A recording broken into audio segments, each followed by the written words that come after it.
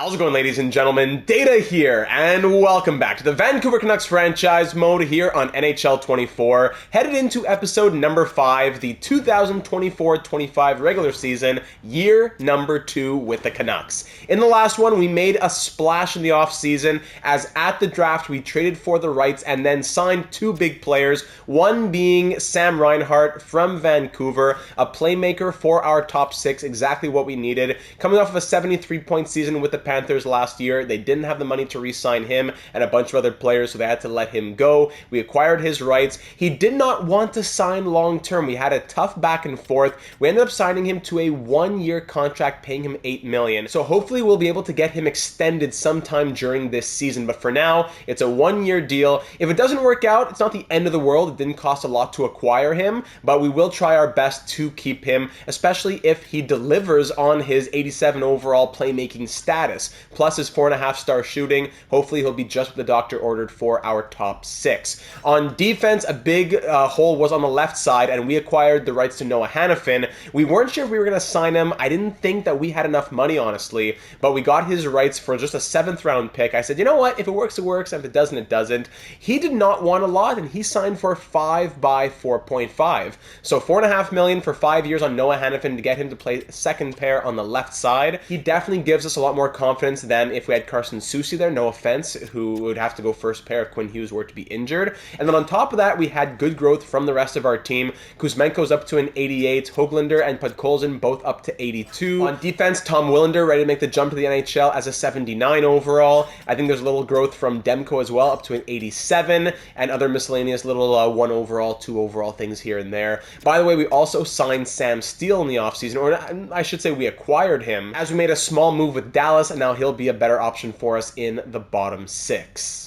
Unfortunately, we're still dealing with some line fit issues. As you can see, Sam Steele has a horrible fit on the 4th line. He fits great on the 2nd line, actually. So in theory, if we put him there, he would be giving them a +1. So we were trying to figure out what we're going to do with our coaching last episode. We did end up hiring a new head coach, but, it didn't actually work out as well as we thought it was going to. As if we had Ramirez as our head coach, it wouldn't give us the same type of fit that we had with Galina. Even though Galina wasn't great for his fit, and the second line was horrible with him, Ramirez would have a +3 on the first line as opposed to a +5. So if it comes down to that's the only difference between those two coaches, I'd rather have the +5. I know the chemistry isn't the be-all and end-all of everything, but if it's 2 very similar coaches and one's +3, one's +5, you may as well go for that +5.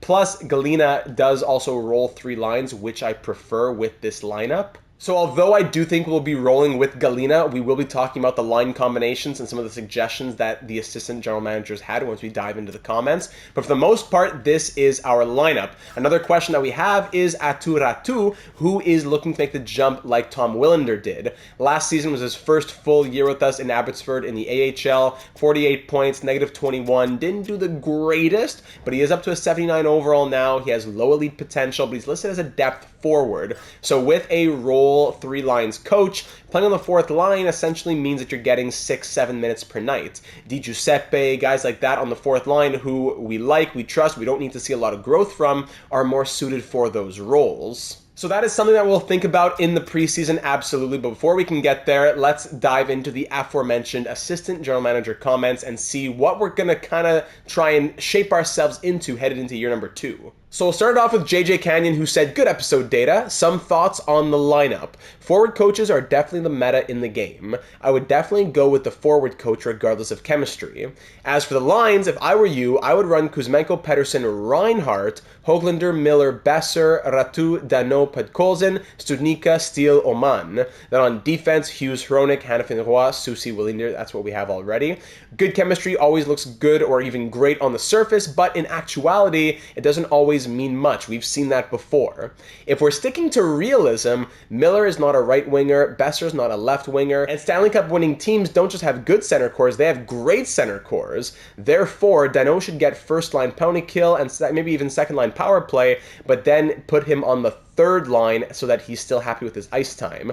Take advantage of having Pettersson, Miller, Danault as your center depth. Then on the left wing 2 spot, Höglander or Podkolzin would enter the top 6. They're 23-24, so if they don't grow now and they don't get the opportunity to do so now, they'll never get above an 83 overall. If there's ever a time to give them opportunity, it's now in the beginning of the year.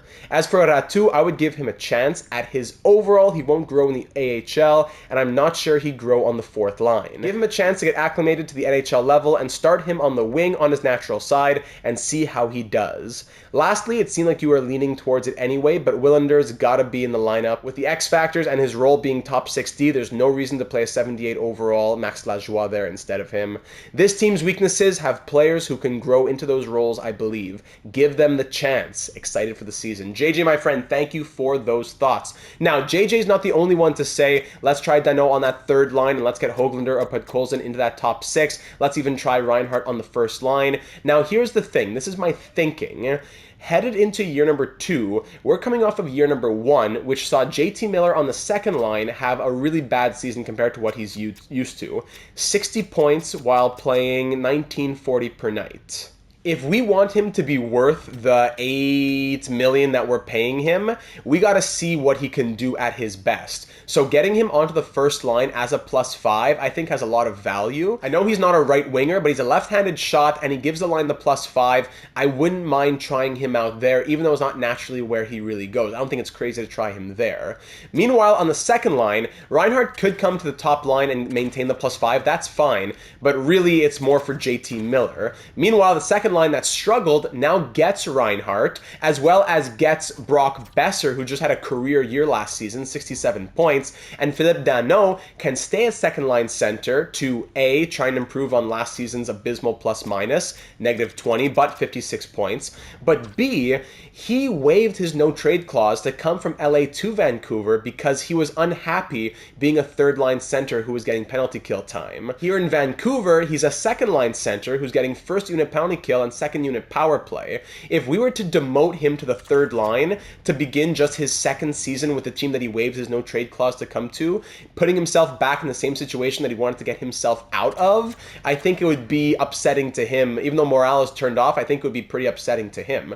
Now, it's not to say that if he continues to struggle, we can't put him down. Absolutely, we'll put him down for 3rd line center if we have to. He's listed as a 3rd line center despite being 85 overall, but I would not like to start the season with that in mind. I want to give him the chance to turn last year's plus-minus atrocity around with a career year Brock Besser on his left and with the newly acquired Sam Reinhart 73-point season last year on his right. Now, Brock Besser is not a left winger, I know, but again, in the A-land, I don't mind having players on their off wings. A right-handed shot like Besser on the left and a left-handed shot like Miller on the right. So on the 3rd line, absolutely, Podkolzin and Höglander, I really want to see growth out of them. So it's unfortunate that they're not getting into the top 6 just yet, but they could play their way into the top 6, absolutely. Plus, even with injuries, they're going to be the first guys who go up. So if Danault were to come down and we were to mix things around, yes, one of those 2 would be the ones going up. So although it's not ideal, I don't think we're at a point where this would be stunting their growth, especially considering that I'm going to put Höglander on the 2nd unit power play, put Podkolzin's on the 2nd unit penalty kill. I think they should be okay, especially if they come up due to injuries and whatever else. Studnicka as 3rd line center is going to be a little bit of continuing from last season. He put up 14 points in 46 games as 3rd line center while averaging, that was just 1050 per night. Yep. He was pretty impressive, I have to say. In the postseason, 2 points in 5 games. He was not bad. So he grew from a 78 to a 79. He still has low top 6 potential. I want him to get his ice time. These guys in the 4th line, we don't care as much about growth. Di Giuseppe, Steele, and Oman, they're kind of just depth guys who could get slotted in or out if need be. The defense doesn't change, but lastly in JJ's comment was about Aatu Ratu. Ratu being on the 3rd line would make perfect sense if we're going to be demoting Danault down and moving Höglander up, and then we can have Studnicka on the 4th line. But with what I just said about Danault, and with what I just said about Studnicka, and with the fact that he didn't really have the craziest year in the AHL, it's not like he needs to come up right now, I wouldn't mind giving him another year down there. I know he's a 79 at 21 years of age, he needs to get that growth. growth, but he's still listed as a depth forward. So, listen, I'm going to give him his shot in the preseason. If he impresses, if he plays his way onto this team straight out of camp, then he's going to play his way onto this team straight out of camp. But he really would have to prove himself. He'd have to really impress us to go against our initial game plan headed into the season. It wouldn't be unheard of for changes to be made due to preseason results, but Ratu would really have to show us that. So those are my thoughts. There was a lot of comments that had those same types of ideas. That's why I want to take a little bit more on time on JJ's comment. So thank you for that, JJ. Now moving over to Joaquim's comment. Joaquim says, great episode, Data. Love the fickling around with salary and players. I would go back to Galina as head coach, as we did. Forward coach would play the 3-line rotation, so our weaker fourth line would play less, and that +5 is worth it. That would mean that Oman should go back to the AHL, since he would not get as much playtime as he should. Fun fact, the letter A in his name, Oman, is pronounced as O in French. So I was saying Amen, Aman, I wasn't sure what it was, but no, the A in Swedish actually has the O sound, E-A-U, en français. Donc, je parle français, so I'm lucky. So, Oman, and that word in Swedish actually means stream, like a stream of water. So it's funny, in French it also means water, so it's all connected. There you go, languages, huh? So, Oman, he has bottom 6 potential. He's a depth forward. This is a guy who I wouldn't mind actually playing in the depth role, because even at his best, he'll never really get higher than 78, 79, 80. Ratu is someone who I want to see more growth from, so that's why I want to give them more ice time to. So if Oman were to get sent back down to the AHL, maybe Sheldon Dries comes up actually, that wouldn't be the craziest thing. So Oman does have bottom 6 potential. He could see some more growth. Maybe Sheldon Dries comes up as a 30-year-old who we're not really going to see any growth from, and then both Ratu and Oman go down and get more ice time in the AHL. That is a possibility. Plus, the AHL team needs just more support. It's not the greatest squad down here, as you can see. So that is something to consider. But as I said, we'll give everyone a fair shot in the preseason. And that may even work out because that lineup spot on the 4th line right wing may get filled up, as in our last comment here from Louis Mallard says, you could still sign Boyd. Travis Boyd is in free agency for about $1.2 million and stick him 4th line right wing and then even give him some penalty kill time because he does have some nice defensive attributes. Then Oman goes back to the AHL and he can be a backup center in case of injury. So over in free agency, we're looking at it was quite the offseason in terms of salary cap management, and we come down to $1.443 million left. And if we look in free agency, there's some interesting names, including Travis Boyd, 82 overall, two-way forward. Nobody signed him. 4th line plus like 3rd unit penalty kill, that wouldn't be a bad idea. Having him on the 4th line instead of a 78 overall may actually make a solid difference, especially when we were struggling with the plus minuses last year. So I see no reason not to do that. Travis Boyd, 1 year, I'd even give him 1.25 just to leave a little bit of maneuverability if we need to like retain whatever, 100,000 on a contract or something when it comes to the trades. So Travis Boyd, 1 year at 1.25, I'm going to send him that contract offer, and then once he signs it, hopefully, we can play around with the roster just a little bit more. So I'll start advancing a few days. Those are the main thoughts in the comments. The lineup, I got, okay. What? I was trying to sign an AHL assistant coach. My sources tell me your staff chemistry is poor. I'm not willing to join a potentially toxic environment. All right, bye-bye. Stay unemployed.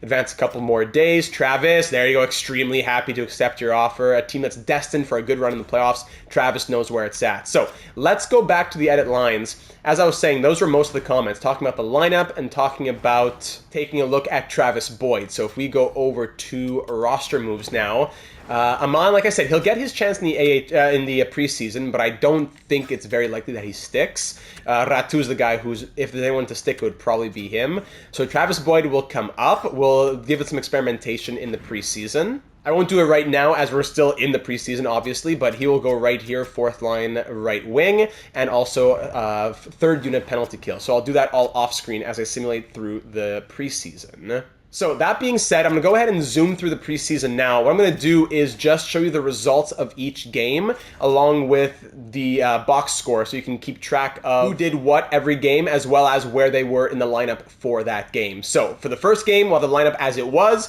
and we'll do this game against the Kraken. So in game number 1 of the preseason, it was a nice 5-1 victory against the Kraken. As you can see here, Oman actually scored a goal, put goals on a goal and an assist as well, so good to note there. No negatives, nothing to make note of too much, but nice to see a goal from Oman, who's fighting for that spot on the 4th line. Game number 2 of the preseason, Ratu in, Di Giuseppe out, and Ratu took Studnika's spot as 3rd line center, and in that spot, he scored an empty net goal. Would you look at that? So good to keep note of once again. Game number 3 of the preseason, Travis Boyd in, Sam Steele out, and Casey DeSmith starting between the pipes. We win 3-2, and check this out.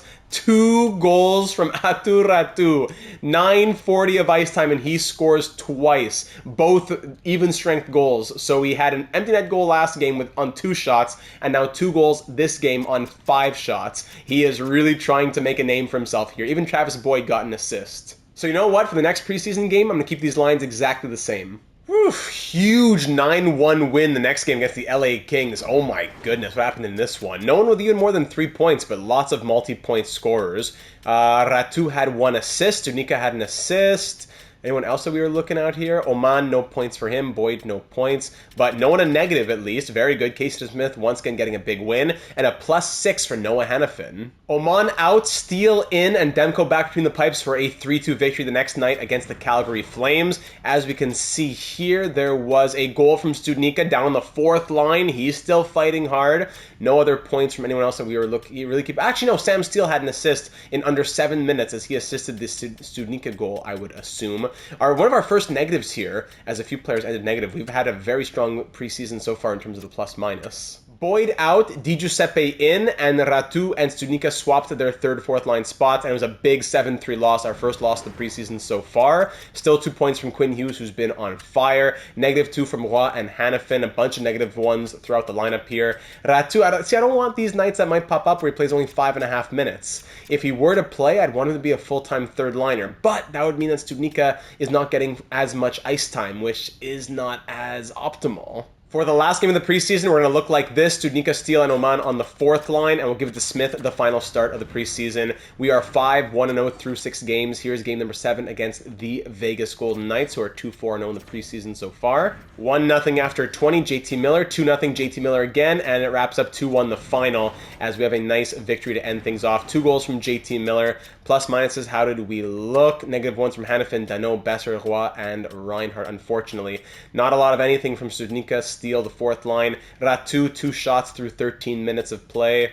All right, let's wrap it all up. 6-1-0 was our record through 7 games. Very respectable. Hughes, Miller, Pedersen, Hronik, Kuzmenko, all looking great. Reinhardt, 5 points, -2. All right, finding his way. Besser, 5 points. Ratu, 4 points and a +2 through 6 preseason games played. Averaging 10:45 of ice time per night, not making it an easy choice for us. Put Colson 4 points +6, Hannafin 4, Studnica 3 points and +4, playing in all 7 preseason games as well. Studnica, I would think, has to be in the lineup as well.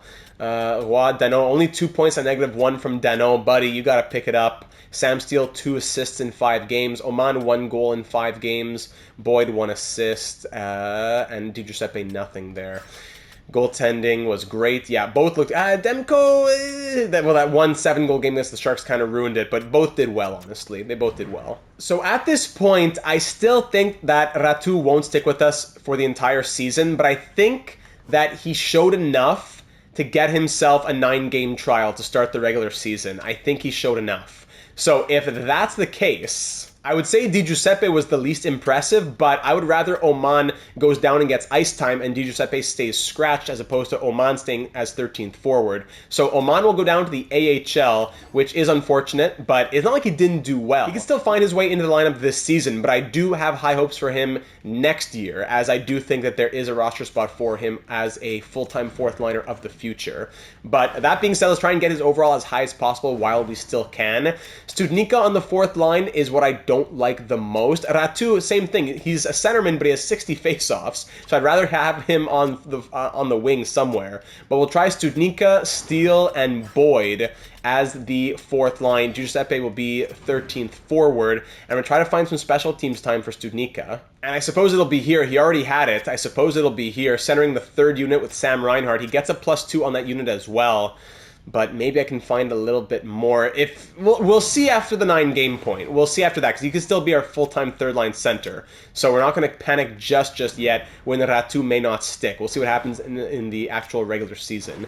Down in the AHL, with Oman being sent down, we can just fix up the lines a little bit here. And there we go. So we'll see how this lineup does down in the AHL. But that being said, we are ready to start the 2024-25 regular season, ladies and gentlemen. After a strong preseason that has left us with a lot to think about. 11 points from the captain, Quinn Hughes. Could he have that big year that he's having in the real world right now? Currently leading the NHL in scoring. We're starting the season off with a little road trip here, going to St. Louis, New Jersey, Pittsburgh, and Long Island before coming back home to face the Ducks for game number 5. But to kick off year number 2 as reigning Pacific Division champions, our first season where the pressure's a little bit higher as well. Last year we wanted to just show that we had a competitive team, but I think this year we want to show that we have a contending team. So game 1, year 2 at Enterprise Center in St. Louis. Let's do it, ladies and gentlemen. October 12th, 2024. Let's kick it off and see how especially Aatu Räty does in this first game of this 9-game trial. First period starts off 2-0. All right, a little bit of a lag there. I thought St. Louis actually had it, but no. Kuzmenko and Pettersson scored 2 power play goals to start it off. Kuzmenko, our only point-per-game player last season, opens up the year where he left off, scoring a power play goal just 42 seconds in, and Elias Pettersson gets another power play goal. Shot 16-8. We're doubling that through 20. Make it 3-0, a third power play goal, as Quinn Hughes makes it a 3-0 game, the captain, and Sam Reinhart, his first game and first goal as a Vancouver Canuck. You got Reinhart's first game as a Canuck, Hannafin's first game as a Canuck, Räty, I don't think it's his first game as a Canuck, but it's his first shot at getting the chance to start the season. 4-0 Vancouver after 40. Travis Boyd's first game as a Canuck as well. Power play finally killed off by the Blues. Let's just end it off, ladies and gentlemen. 5-0 the final. It's Räty! Look at him! Aatu Räty scores to make it 5-0 the final. Shots end 34-30. How about that? A 30-save shutout from Thatcher Demko to start off the season. Quinn Hughes has a 5-point night! And Kuzmenko a goal and an assist, including the game winner to open up the scoring. Wow, what a great way to start the season, ladies and gentlemen. 5-0 the final. Wow. Let me just double check here. Yeah, he played 3 games with the Canucks. Gotcha. So he played the games with Vancouver in 2022-23. No goals. He had scored 2 goals with the Islanders previously. So not his first NHL goal, but it's his first goal as a Canuck. He only took 1 shot, and that's all he needed. All right, Aatu, well done, my friend. So there you go. Huge game from Quinn Hughes. Big shutout from Thatcher Demko, and we win the first game of the season, 5-0. I suppose we'll hop into the calendar. We'll just sim towards our first home game. So we'll sim through the next 3 games on the road. 6-3 loss, 2-0 shutout victory, then a 3-2 win. All right, so shutout win, then we get bombarded by New Jersey. Another shutout victory, then a 3-2 victory. All right, so we're 3-1-0, hosting the Anaheim Ducks, who are also 3-1-0. The first home game of the season, the first home game for Reinhart, for Hannafin, possibly for Räty. I don't know where those 3 games he played previously were. First shot of the night goes in. First period ends 2-1. Kuzmenko ties it up. Then Leeson extended the lead once more. 2-1 after 20 for Anaheim. Second period, 4-3 Vancouver. How about that? JT Miller on the power play. Toffoli scores his second, but then Danault ties it up, and Pettersson puts us up by 1. Shots are 26-20 through 40 minutes, and we're up by 1. Make it up by 2 as Noah Hannafin scores what is, I would believe, his first goal as a Canuck at home in front of his new home fans. 5-on-3 power play killed off by Anaheim. Zegras scores soon after that penalty kill. Halfway through the third, we're up by 1. Shots are 39-25 in our favor in the final 5 minutes or so now. And Anthony Duclair ties it up at 5. But then Elias Pettersson restores our lead 6-5 into the final minute now. Will it be enough? And yes, it will. The Vancouver Canucks win their home opener in 2024-25. Shots end 42-30, and we come away with the 6-5 victory. JT Miller, a goal and 4 assists, 5-point night. A 4-point night from Elias Pettersson, and 3 points from Tyler Toffoli for the Ducks, as we win 6-5 to make it a 4-1-0 record through our first 5 games. So game 6, game 7, game 8, game number 9 will be against the Vegas Golden Knights in Las Vegas. Let's see how Räty does by then. 5-1 victory against the Senators. Mild concussion for Willinder, which is going to keep him out for a little bit. I keep always saying Willinder. I'm thinking about the guy in Detroit. It's Willinder. Come on now. on defense. So he will come out and Lajoie will come in. It's not for long, just till October 31st. So Lajoie, bienvenue. He'll get a chance to do -3, but it's okay. We'll survive. And let's go towards that game. There you have it. All right, so 6-2 victory, then a 4-2 loss. We are 6-2-0 through our first 8 games on the season so far. 14 points in 8 games for Elias Pettersson. Let's see game number 9 now. Let's see if Ratu can show us one last little flash of brilliance. We are in attendance in Las Vegas. First period, 4-1. Yikes. Stone on the power play, Theodore on the power play. Danault gets 1, but then Carrier and Carlson. Ooh, boy. 4 goals on 9 shots. Second period, 5-1 Pietrangelo. Tough night for Casey DeSmith.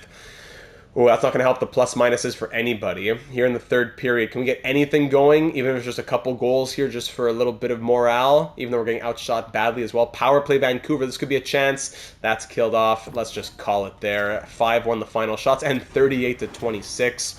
Plus-minuses in this one. A lot of on the power play, so I guess they weren't horrible. Ratu -1. All right. 5-1 loss to bring us to 6-3-0 through 9 games. Let's check out the kid line here, the third line. How are they doing? Especially the second line as well, we'll want to know. Höglander, 2 points in 9 games. He's getting enough ice time as well, 13:03.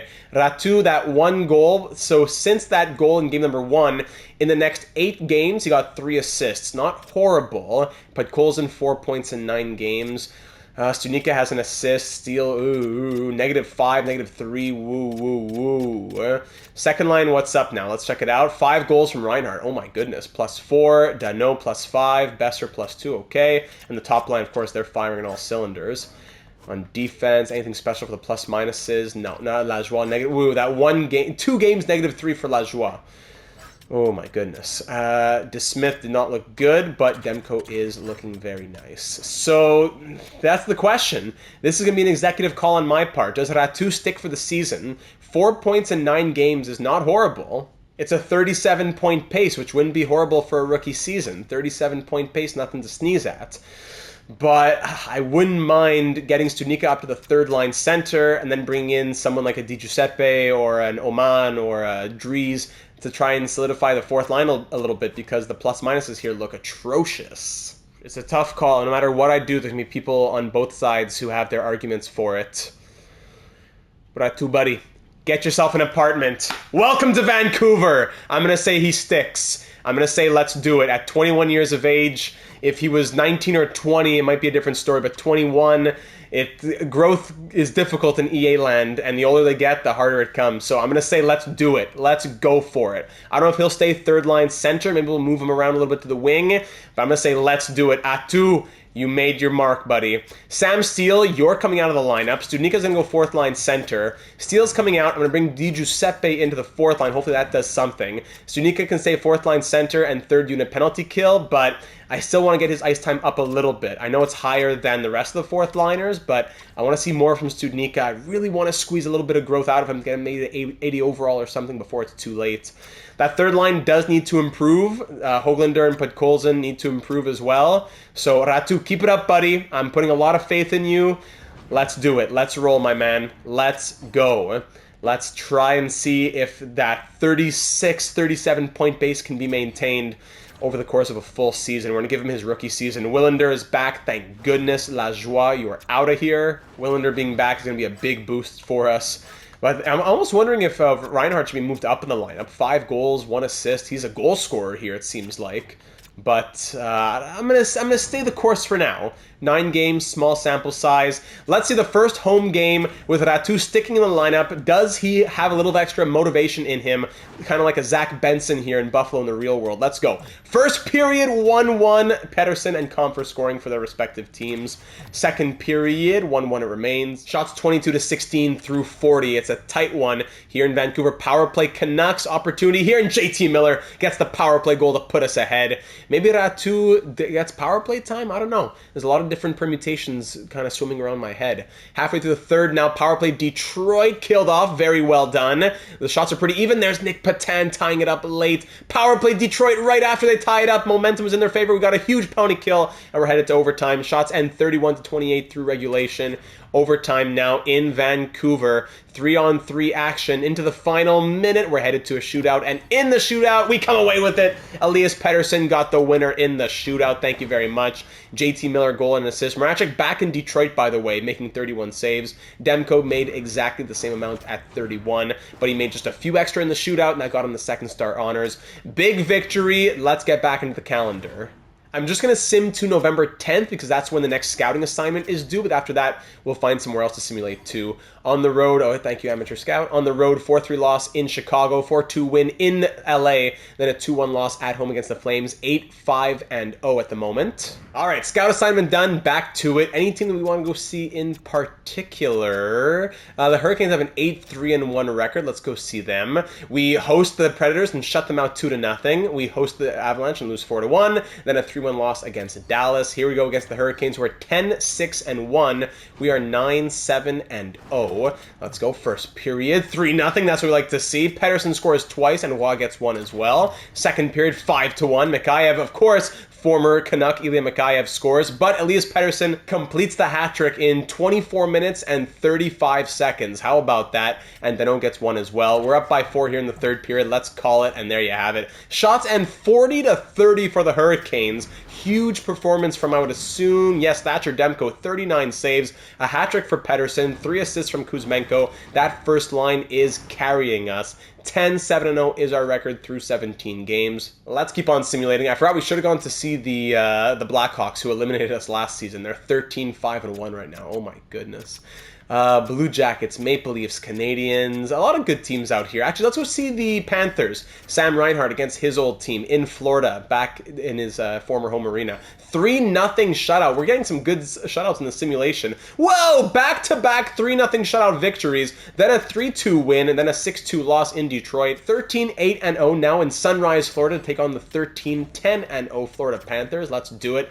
On the road, Sam Reinhart against his old team. First period, 2-2 after 20. Besser on the power play. Lundell ties it up. Ratu gets a goal to put us back ahead, and then Barkov ties it late. Second period now, 2-2 it remains. Shots 22-19 in our favor, but we're all tied up headed into the third period. They didn't have the money for Reinhardt. I'm not sure what happened with some other players, with Forsling and Montour, but there's Roslovic scoring to give the Panthers the 3-2 lead. Final 10 minutes now. Power play Panthers once more. Killed off. We need one to tie it up late here. We got some time. Power play opportunity. This is it. Killed off by the Panthers. Final couple minutes in the last 30 seconds, that'll be it. Jack Roslovic scores the game winner. Shots end 34-30 in our favor, but we dropped that one 3-2 the final, unfortunately. Makiniemi 32 saves. I forgot to mention, speaking of contracts and all that, a lot of people were mentioning that they 2 episodes ago they wanted to get William Nylander, and they thought that he would be a good target for us, but I thought that the money wouldn't work if we were going to sign him for $10 million. He ended up staying in Toronto and signed at $10.6 million. So A, it wouldn't have made sense to acquire him if they were going to re-sign him, and B, it wouldn't have made sense to sign him for like $10 million when he could have gotten 10.6 and stayed with the Maple Leafs. So I'm glad it worked out. I would have loved to have Nylander with the 2 Swedes on the top line, but it made more sense in the end to leave him on the Toronto Maple Leafs. So let's keep on going into the month of December. No game in particular. Let's just sim and see what comes our way. 13-9-0 is our record so far. Danault, mild concussion. It's going to keep him out for about a week. We had 0 injuries to our NHL lineup last season. So although I'm not happy to see injuries, I'm glad that it's a bit more realistic, as Danault and Willander have both been injured now. So how are we going to do this? Maybe let's see, Reinhardt goes center, 77 faceoffs. Yeah, Reinhardt can go center. Höglander, who's looking better? 1 goal? What? Come on! Höglander needs it. He needs something to go for him here. He's going to go there. Studnicka's going to go here. Boyd's going to go center. And Sam Steele, who is really not impressing us, he will draw back into the lineup here. And he's going to get a lot of ice time here, replacing Philippe Danault for about a week. So Steele, let's go, buddy. So let me just exit out there. So 3-1 loss against Vegas. He's not gone for only like a couple games here, right? So 4-0 victory against the Capitals. That's what we like to see. The Coyotes, we're going to keep Danault out for the game against the Coyotes. We win 4-1. You know what? Let's go one more. Let's go one more without Danault. 4-3 win. All right, but now let's get him back in the lineup. He's fully healed. Give him a little extra rest. Let's go back to reality now. Anything for Höglander? He got something. At least a goal. I don't know how many assists he had, but at least that's something. And Sam Steele, a couple assists, still -5. But at least there's that. We found a little bit of something. All right, everybody back to normal, but we're keeping eyes on some of those storylines, especially at the halfway point. I'm not going to pause to look at the team totals because we've been seeing them as we've been popping in and out of the lineup. So I will wait until the halfway point, most likely, until we pause to look at everything and evaluate ourselves. 3-1 win, 5-1 win, 4-3 loss, 9-3 win! All right! Now we're at home hosting the Chicago Blackhawks, who sit atop the Central Division with 39 points. We have 38 points in the Pacific. And we're 19-11-0, welcoming the 19-10-1 Blackhawks to town. Last season, they were a horrible team overall wise. On paper, they were nothing special at all, but they took us down in a 5-game series in round number 1. Now hosting them for the first time since. Let's see what we can do. First period, 0-0. Not a lot of shots. Second period, 1-0 Blackhawks. Donato scoring. Shots 16-12 in our favor through 40 minutes, but we're down by 1. Marachik no longer in Chicago, so I'm not sure who their goaltender is. And it's actually Ilya Samsonov as Hronek breaks through him. 1-1 game power play. Chicago's killed off by the Canucks. Halfway through the third, we're all tied up. Low shooting affair on both sides. Corey Perry scores. Now we're down by 1 in the final 5 minutes. Come on, avenge yourselves! Final 30 seconds, and there you go. No passion. Shots end 27-25. Samsonov gets first star. Demko makes 23 saves. Hronek had a nice goal. But the Blackhawks once again get the best of us, as I'm sure that'll be a storyline to follow for many years to come. Wow, the Oilers are 23-8-2. Whew, are the best team in the NHL at 48 points? Yes, they are. Let's go to Edmonton to face them. This will be a tough matchup. We face them twice over the next 4 games. This time on the road, next time at home. First period, 0-0. A lot of shots. Second period, 2-1. Carson Soucy, how about that, opening up the scoring. Connor McDavid answered, 27 seconds later. But then Kuzmenko gave us the lead at the end of the period. Shots 31-26. Headed in for the Oilers, headed into the third period. 2-1 Canucks game. A lot of shots, way more than last game against Chicago. But it's still only a 3-goal total between the two teams. Halfway through the third, we're still up by 1. The Oilers are pushing hard, and Draisaitl gets through DeSmith. Through 2 goals on 38 shots against him now. Into the final 3 minutes, we're still tied. Any late heroics before overtime? No, we're off to overtime. Shots end 38-36 for the Oilers. Do we have a hero in the 3-on-3 action? No, we're headed to the shootout. Shots end tied at 39, and in the end, the Canucks take it. Pettersson and then Reinhart getting the winner. Nugent Hopkins. Actually, if we went top to bottom, it would be Pettersson getting the winner, actually. But there you have it. 3-2 Canucks victory against the top team in the NHL. Big statement victory. Both goaltenders were on fire. Skinner made 37 saves. Demko, ooh, that's true. Demko started, but then DeSmith was allowed that goal against Draisaitl. So hopefully it's not an injury here for Demko, as we'll exit and find out. Fractured ankle. Oh, that's for Forsell down in the AHL. Woo! Oh my goodness. Hopefully it was nothing. Well, we'll see in a moment. It could just be the next message here. So we'll just, who's going to come in here? We'll find, let me just do whatever. You're kidding. No. Don't do this to me, EA. Don't do this to me. Don't do this to me, EA. NHL 24 on the PlayStation 5 is still freezing as if it's NHL 09 on my PlayStation 3. Why do we pay for the upgrades and the luxuries if we're going to be continually having to deal with the same bugs? So help me if there is not a good autosave in the very recent past, so help me. So help me, EA. So help me if I see September 17th for the most recent save. It is not going to be pretty. December 21st. I can work with that. Okay. Okay. Okay. Alright. Little panic attack.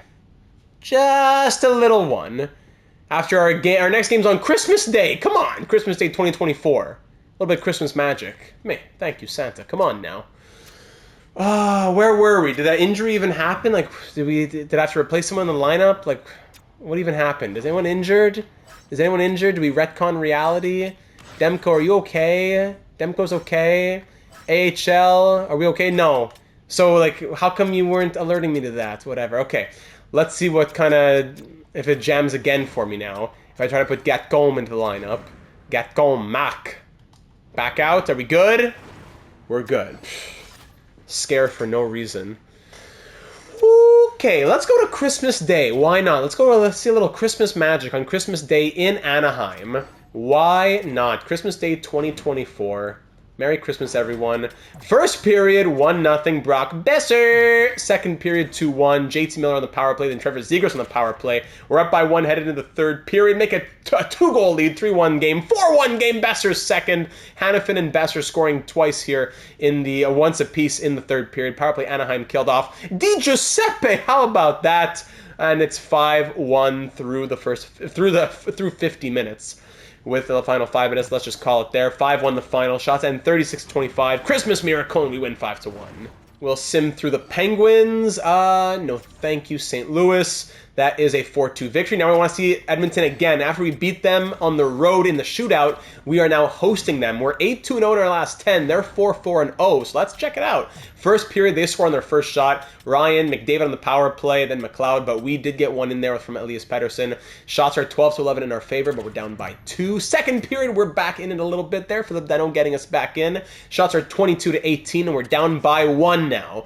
Third period, shake off the rust in the first. Power play Vancouver to start the third. Extended opportunity killed off by the Oilers. Another power play. Oh my, 6 minutes of power play in the first 10 minutes, and we get nothing. And then Lavoie scores even strength. And we're down by 2 now in the final 5 minutes. Ah, my goodness.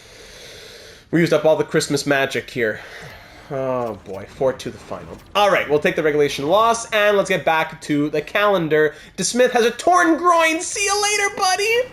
Oh my goodness, wow. That's not what we needed for Christmas. So, Silovs, congratulations, buddy. You're getting the call-up. Silovs has been in the system for a while, 6th round pick in 2019, yet to play with us in the NHL. In the real world, played 5 games or had 5 appearances in 2022-23, going 3-2-0. So welcome back, buddy. He's been doing pretty solid this year in the AHL. So Silovs will come up. Rodrigue will be the starter now with Young backing him up. And that'll be the case until about, was it mid-February? So not for a torn groin, he's only out, like, what, 6 weeks? I mean, there are worse timelines for a torn groin. So Silovs will back up Thatcher Demko, and life will go on. Rodrigue starting there, and Ty Young backing him up, a 5th-round pick in 2022 from the Canucks, with some decent potential, actually. So, okay, let's keep on simulating now. Back in the calendar, what do we want to see? Rangers, Lightning, Coyotes. No one really standing out to me just yet. Let's just sim a little bit. I don't want to go too far too fast because we're coming up on the halfway point soon. 5-4 shootout loss there against the Ducks. 3-2 loss against the Rangers. 4-1 win against the Lightning. Thank you very much. That's, what, 37 games? 6-4 loss, 5-3 loss. Ooh, tough last little stretch here. We're, what, 1-3-1 in our last 5 games? This is, we've played 40, so this is it now. Last game, game 41 here against the Minnesota Wild. This is it, on the road, facing Minnesota. Let's do it. They're 19-18-1. We want to end off the first half with a bang and have a solid pace headed into the second half. First period, 1-0 mini Zuccarello. Second period, 2-1, as Eriksson Ek extended the lead to 2, but Kuzmenko cut it to 1. Shots are 23-11.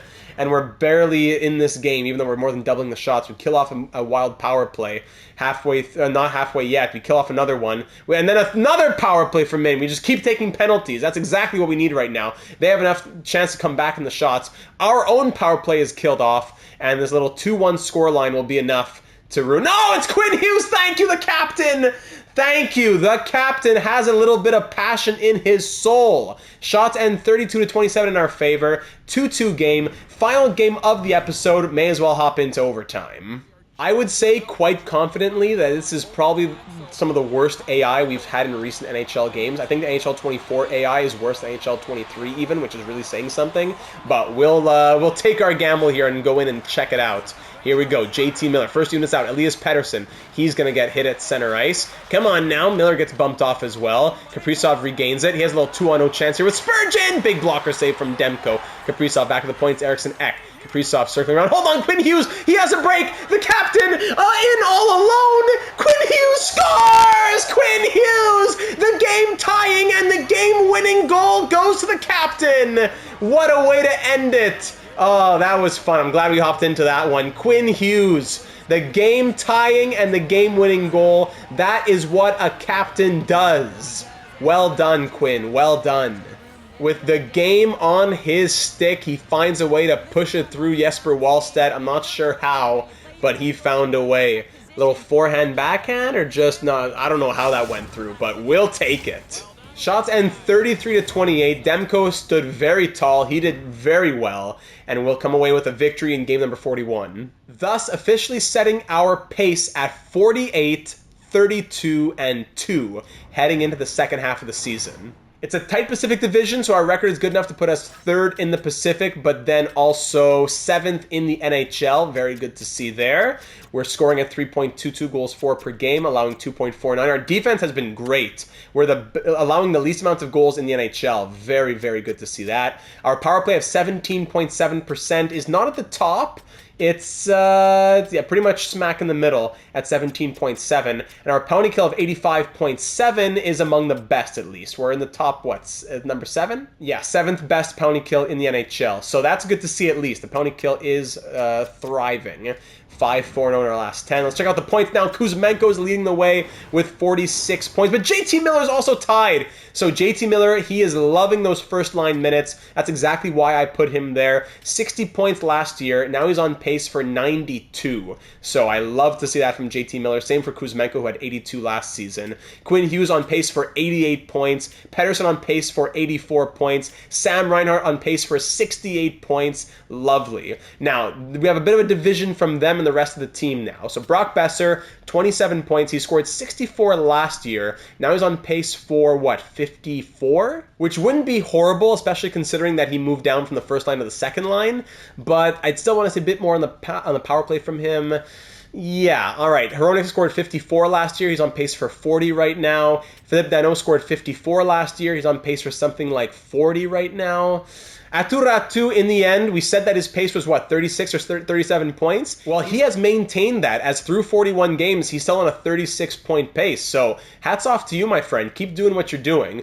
Höglander's been scaring me, though. 28-point pace from him. He scored 37 last season. In the same position, 20 goals. He was second unit power play and third line forward. He even played a little bit of fourth line, which brought his ice time down in general. 13 and a half minutes played, and he is shooting at 2.4%. Like, that's really wild to me. Really, really wild. On pace for 60 penalty minutes? What is this? So we really got to keep note on that. That cannot be allowed to go on for too much longer. But Colson's on pace for 24 points. I mean, he's a bit less of a points guy, but that's still concerning, I have to say. His ice time's even a little bit less than last season. He's on pace to do what he did. So, yeah, those two, keep an eye on them. Räty's been the one who's leading them. Hanifin, 10 points. Susi, 10 points. Look at him. Willander has 8 points in 39 games, and he's a plus 10. Good to see. All right. Marois has 6. Studnicka, whoa! Hold on. Let me see. Oh, my goodness. Whoa! Something has to be done about this fourth line. What is this?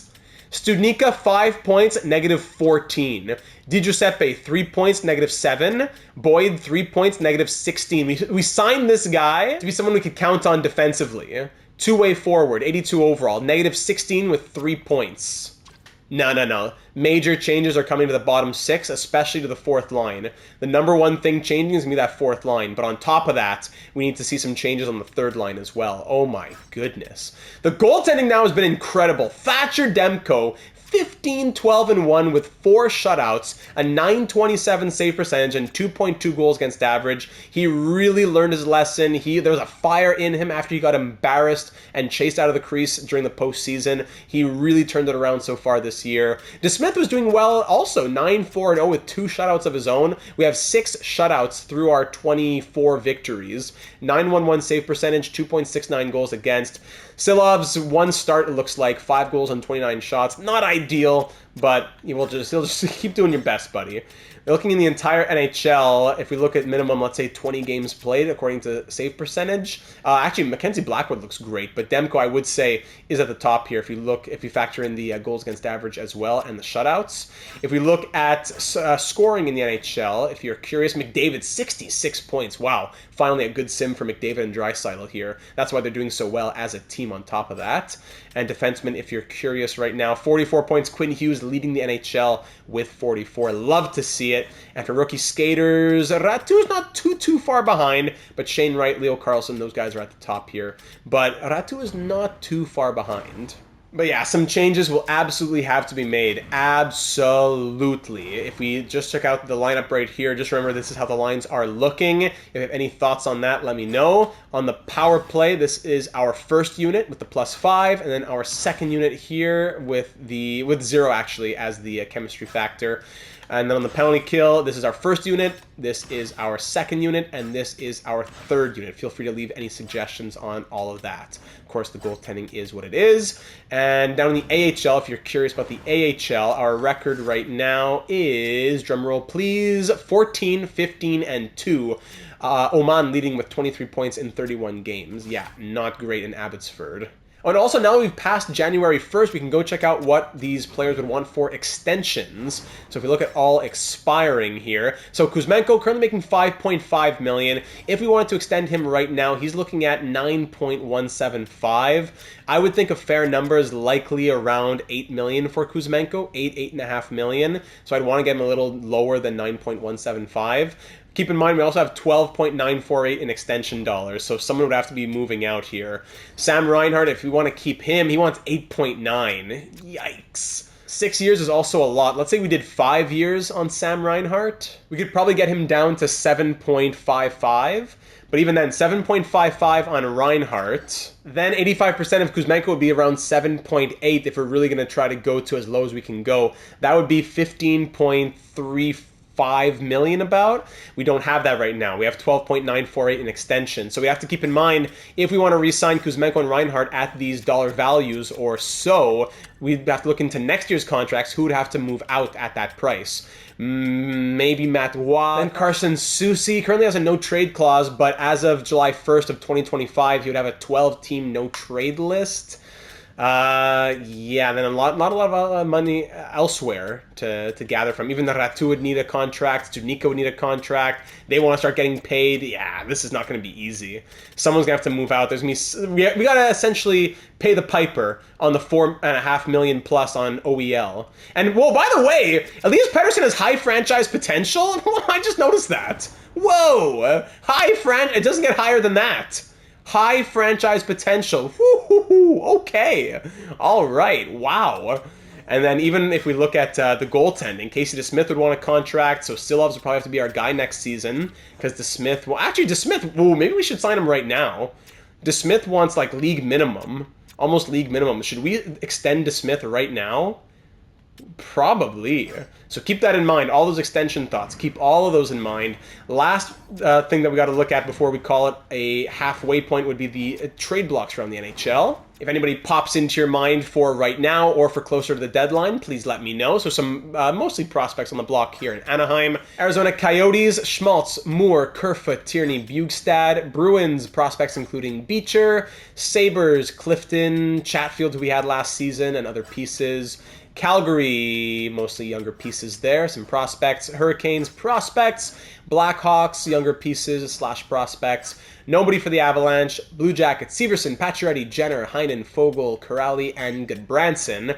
Dallas, a few prospects there. Detroit, like as per usual, Fabry, Perron, Kopp, Comfer, Zucker, Mata. A lot of names in Detroit, including Alex Edler. Edmonton Oilers, prospects. The Panthers, nobody. Kings, Gavrikov, Ekman Larson, there he is, the man of the hour. And Zemgus. Minnesota, Johansson, Foligno, Goudreau, a lot of names here. Eric Stahl found his way back to Minnesota. Victor Mete, blah, blah, blah, blah. Montreal Canadiens. Max Domi back on the Canadiens. There he is. Not a bad contract, actually, for Max Domi. 17 points in 40 games, though. Gallagher, Anderson, Evans, Armia, Mishak, Florian Jacki. Predators, McDonough. Devils, prospects. Islanders, prospects, including Cole Hudson. Rangers, prospects, including Othman. Senators, Zub, Mott, Hamonic, Joseph. A lot of names down here in Ottawa. The Flyers, nobody. Penguins, Poulin, and a few other guys. The Sharks have Burrows, Kraken, Tanev, Lafferty, and Kuhlman. Blues, Shen, Saad, Henrique, and Hakanpää. Interesting names, but I don't know if we can commit that long-term money. If we did anything this year, it would be kind of one-year type stuff, and we'd probably be moving out Travis Boyd and his $1.25 million to make room for it. We don't have a lot of space, remember that. Lightning, all prospects here for the Lightning. Maple Leafs, Yarncrow, Comp, Foligno, and Reeves. Vegas, Martinez, McNabb, Carrier, a few other names here for Vegas. And finally, the Capitals have Wilson, Backstrom, Oshie, Edmondson. Some good NHL names here, but not a lot of expiring ones who would be good for our depth. And finally, the Jets have prospects. So that's the thing. If we were, we have no cap space. If we were to make a trade, aside from players that you may have to suggest, if I were just to say today, Boyd moves out $1.25 million, that still doesn't give us a lot of space. So if I were to even say, let's go beyond the trade blocks, and we say we want to find a responsible two-way forward who's not a prospect, let's say at least 25, and we say that their salary is not higher than even $2 million is probably pushing it.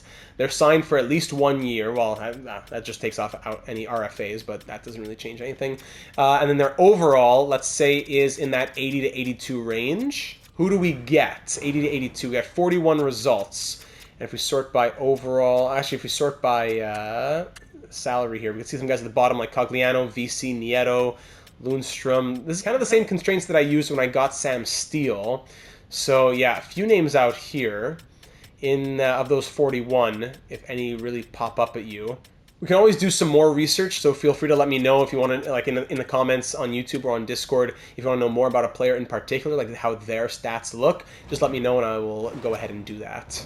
Also, keep our draft pick situation in mind as we have our first, Carolina's second, our fourth, fifth, and sixth, but no third and no seventh at the moment. So there you have it, ladies and gentlemen. A lot to consider after the first half of the season. We're doing well. We're on pace for 48 wins. I like that our top guys are our top guys. The depth has been horrible. The third line wingers are a joke. Ratu's been a welcome surprise. The fourth line's been one of the biggest disgraces I've seen in a long time. The defense has been great. Quinn Hughes leads the NHL. Thatcher Demko is a man possessed right now. He's playing angry out there, which is what we want to see. So things are going very well, but they could be going a lot better in my opinion if we had a few other things fixed up. So be sure to leave all your thoughts on the lineup, on acquisitions, on contract extensions. There's a lot to think about headed into the second half of year number 2. So I look forward to reading and replying to all your thoughts down here on YouTube or over on the Discord server, link in the description as always. Leave a like if you're excited about the first half of the season and have some hope for the second half. We survived a little scare with that freeze, so thankfully the EA gods are still looking down on us sometimes.